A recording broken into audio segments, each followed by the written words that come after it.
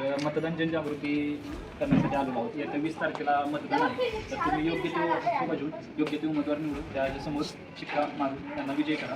आणि एवढं सांगतो, फक्त मतदानाचा सगळ्यांनी हक्क बजावा. मतदान करणं महत्त्वाचं आहे, एवढं सांगण्यासाठी आम्ही या कार्यक्रमाअंतर्गत आम्ही तुमच्याशी सहभाग घेण्यासाठी आलेलो आहोत.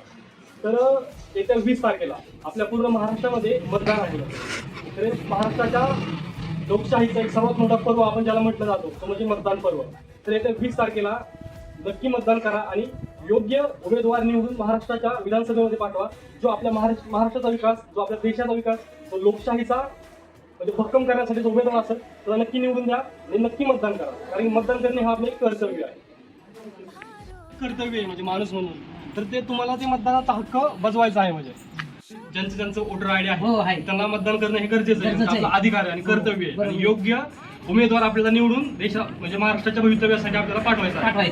तर नक्की मतदान करा. 20 तारखेला तुम्ही योग्य ते उमेदवार निवडून त्या उमेदवाराच्या पुढे शिक्का मारून बटन दाबून त्या उमेदवाराला निवडून द्या आणि मतदानाला हक्क बजावा.